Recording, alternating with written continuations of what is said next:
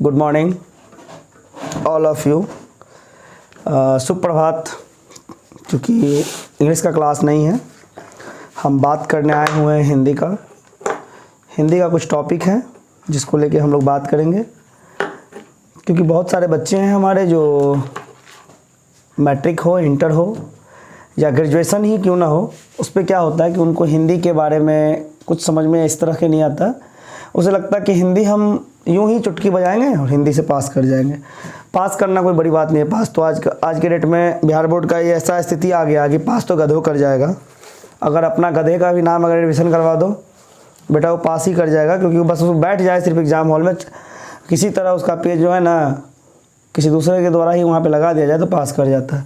पास करना कोई बड़ी चीज़ नहीं है। चलिए, हम हिंदी की आज जो क्लास है तो कुछ ज़्यादा तो नहीं पढ़ाएंगे, बस थोड़ा बहुत जानकारी देंगे, क्योंकि लेक्चर क्लास है।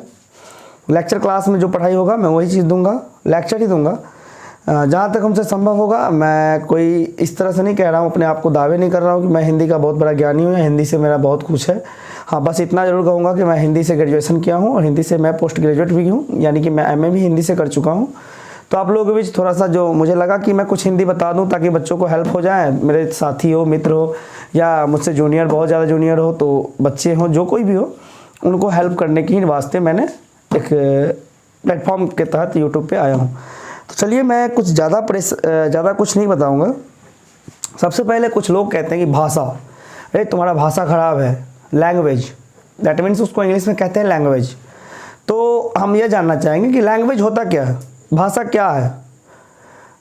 बहुत सारे बच्चे क्या पढ़े होंगे, भाषा, वाक्य, नाउन, प्रोनाउन, यानी कि संज्ञा, सर्वनाम सब पढ़े होंगे, लेकिन हम भाषा को जानते किस तरह से, भाषा क्या है उसको जानना ज़रूरी है।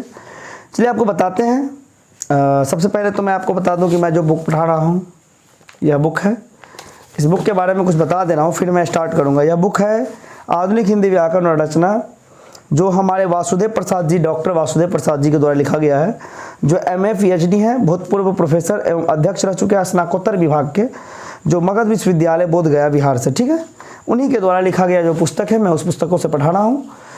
चलिए देखिए, भाषा जो है ना मनुष्य की सार्थक व्यक्तो, जो मतलब जो मनुष्य बोलता है, जो उनका वाणी है, वह क्या है, भाषा कहलाता है, ठीक है।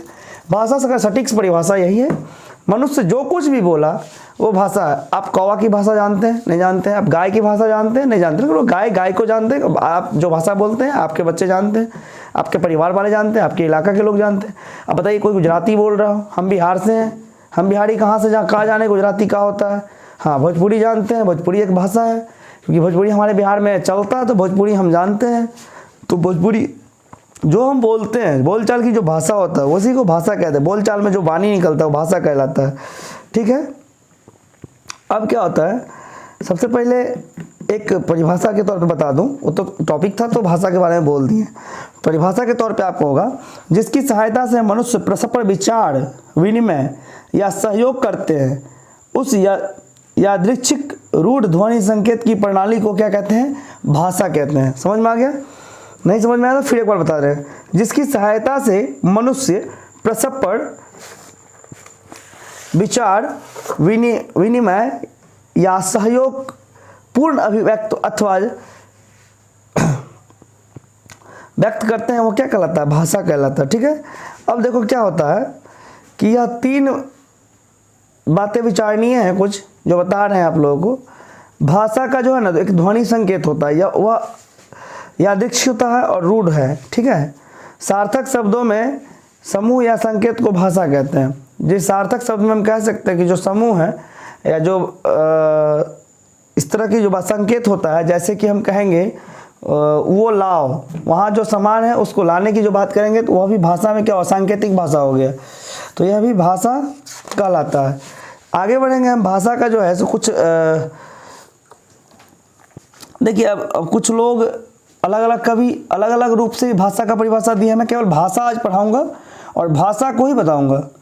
कुछ ऐसा नहीं है कि मैं हिंदी के क्लास में आया हूँ तो अभी कुछ पढ़ा के निकल लूँगा, ऐसा नहीं है। मैं भाषा ही आज बताऊंगा और भाषा में ही आपको 10 क्लास हो सकते हैं भाषा का केवल।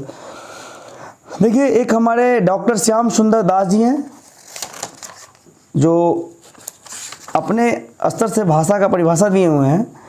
मनुष्य और मनुष्य के बीच वस्तुओं के विषय में अपनी इच्छा और मति का आदान प्रदान करने के लिए व्यक्त ध्वनि संकेतों का जो व्यवहार होता है उसे भाषा कहते हैं।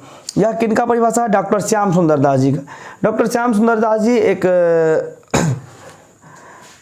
प्रोफेसर हैं और अपना भाषा का जो है सो परिभाषा दिए हैं। उन परिभाषा को एक बार और दोहरा देते हैं, जिनको नोट करना होगा उस बच्चा नोट भी कर सकते हैं। इस तरह से हम बता रहे हैं, मनुष्य और मनुष्य के बीच वस्तुओं के विषय में अपनी इच्छा और मति का आदान प्रदान करने के लिए व्यक्त ध्वनि संकेतों का जो व्यवहार होता है उसे क्या कहते हैं? भाषा कहते हैं। ठीक है, कोई दिक्कत नहीं होना चाहिए। फिर क्या है, एक बाबू राम सक्सेना जी है, डॉक्टर बाबू राम सक्सेना जी, वह अपने हिसाब से भाषा का परिभाषा दिए हैं। उनका परिभाषा देख लेते हैं। देखिए, याद तो एक ही करना है, ऐसा नहीं कि हम 10 का 10 याद कर लेंगे तो कुछ नंबर बढ़ जाएगा, लेकिन नॉलेज के लिए पढ़ना जरूरी होता है। तो देखिए, वह लिखे हुए हैं, जिन ध्वनि चिन्हों द्वारा मनुष्य परस्पर विचार विनिमय करता है उसको समष्टि रूप से भाषा कहते हैं। डॉक्टर बाबू राम सक्सेना जी लिखे हुए हैं। वही मंगलदेव शास्त्री जी लिखे हुए हैं भाषा की अलग परिभाषा। भाषा मनुष्य की उस चेष्टा या व्यापार को कहते हैं जिससे मनुष्य अपने उपयोगी शारीरिक एवं उच्चारण किए गए वर्णात्मक या व्यक्त शब्दों द्वारा अपने विचार को प्रकट करते हैं। वह क्या कहलाता है? भाषा कहलाता है। ठीक है, तो यही भाषा के 4 परिभाषा थे। अलग अलग कवि ने अलग अलग तरह से दिए हैं, लेकिन जो भी बात हम बात करते हैं, जो भी चीज़ हमारे मुख से निकलता है, जहाँ अपने सोसाइटी में जहाँ पे रहते हैं वहाँ का जो लैंग्वेज होता है, लैंग्वेज यानी कि जिस बोलचाल की भाषा में हम बात करते हैं वह भी भाषा कहलाता है। इसके लिए कोई दिक्कत नहीं होना चाहिए। ठीक है, आगे देखिए क्या होता है। भाषा की जो प्रकृति है, भाषा सागर की तरह सदा चलती बोलती रहती है। कहीं भी जाइए वहाँ भाषा ही होता है इम्पोर्टेंट। अब कहीं नागालैंड चल जाइएगा, अब वहाँ जाके कहिएगा भोजपुरी बोल के हम खाना खा लेंगे, ये पॉसिबल नहीं है। वहाँ की एक अलग भाषा है। चाहे किसी अलग देश में जाते हैं, वहाँ क्या होता है, अंग्रेजी ज़रूरत होता है, अलग कंट्री है। लेकिन हमारे मतलब ये इधर बिहार जो है, वहाँ पे क्या है, हिंदी चलता है। तो हिंदी भाषा की उत्पत्ति कहाँ से हुआ? हिंदी भाषा की उत्पत्ति जो है, भारत एक प्राचीन देश है, यहाँ लोग विभिन्न जगहों से भाषाएं बोलते हैं। इनकी संस्कृति बहुत पुरानी है। भाषा व्यापार हमारे मनुष्य मुनियों और विद्वानों और कवियों समय समय में किया है। इसका प्राचीनतम रूप संसार के सर्वप्रथम कृति ऋग्वेद में देखने को मिलता है। संस्कृत को आर्य भाषा या देव भाषा भी कहते हैं। हम लोग का जो संस्कृत विषय है उसको आर्य भाषा कहते हैं या देव भाषा कहते हैं। हम लोग को बचपन में पढ़ाया भी गया था कि सभी भाषा का जननी यानी कि सभी भाषा का जो मूल भाषा है वो क्या है, संस्कृत से ही निकला हुआ है। ठीक है, तो लगभग 3500 वर्ष पुरानी है हिंदी। इसी आर्य भाषा संस्कृत की उत्तराधिकारिणी है, जिसका उत्पत्ति की कथा निम्नलिखित है। चलिए जानते हैं, प्राचीन भारतीय आर्य भाषा काल जो 1500 ईसा पूर्व से 500 ईसा पूर्व तक रहा। मध्यकालीन भारतीय आर्य भाषा काल जो 500 से 1000 ईस्वी तक रहा। आधुनिक भारतीय आर्य भाषा जो 1000 ईस्वी से आज तक हम लोगों के बीच है। भाषाई परिचय इस प्रकार, प्रथम काल में चारों वेद, ब्राह्मण और उपनिवेशवादों की रचना हुई जो वैदिक संस्कृत में लिखे गए। इस ग्रंथों का भाषा का एक रूप नहीं है। भाषा का सबसे पुराना रूप ऋग्वेदिक संहिता में पाया जाता है। भाषा का सबसे पुराना रूप कहाँ पाया जाता है? ऋग्वेदिक संहिता में पाया जाता है। लोगों का कहना है कि वैदिक संस्कृति का सबसे पुराना रूप तब का है जब आर्य पंजाब से आसपास निवास करते थे।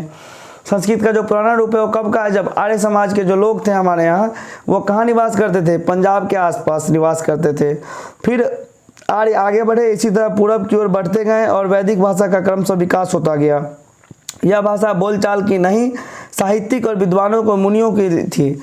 और जो हम लोगों को उस समय संस्कृत भाषा था वो बोला नहीं जाता था, वो साहित्य और विद्वानों के लिए ही वो भाषा था।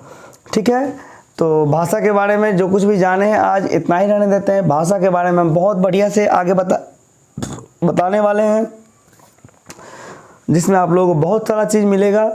और इतना तो बेसिक ज़रूर है कि जो हमसे सक्षम होगा उस तरीके से आप लोगों को बताएंगे और आप लोगों को आगे बढ़ाएंगे।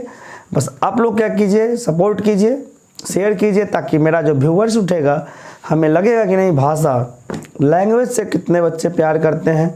और सबसे बड़ी बात है कि हमारा जो राष्ट्रीय भाषा है हिंदी, वह राष्ट्रीय भाषा बनकर नहीं रह चुका है देश में। क्योंकि अगर राष्ट्रीय भाषा होता तो राष्ट्र के हर एक काम में हिंदी होता, लेकिन क्या आप जानते हैं कोर्ट में जब भी कुछ होता है तो इंग्लिश में होता है। इसलिए हमारे देश का राष्ट्रभाषा तो हिंदी ज़रूर कह दिया है, लेकिन वह राज्य की भाषा रह चुका है, सेकेंडरी नंबर पर रह चुका है। प्राइमरी पर तो आज भी कोर्ट कचहरी जो भी है इंग्लिश चल रहा है। इसीलिए हिंदी को इतना सपोर्ट करें आप लोग। हिंदी बहुत बड़ी चीज़ है हमारे देश का और हमारा शान है हिंदी।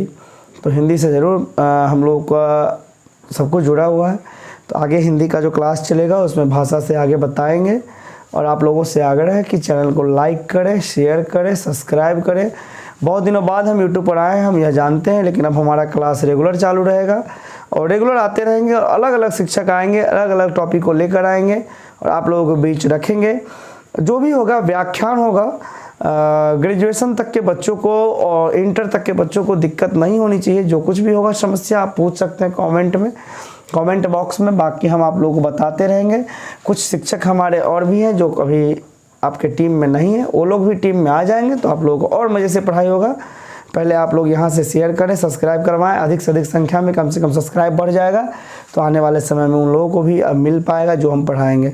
कल जीके का भी क्लास होगा, जीके का पढ़ाएंगे। आने वाला नेक्स्ट क्लास जीके का होगा। इसके बाद उसके नेक्स्ट क्लास जो होगा हिंदी का होगा। सभी क्लास के हिंदी जो बुक होता है उस क्लास का भी चलेगा। ठीक है, धन्यवाद।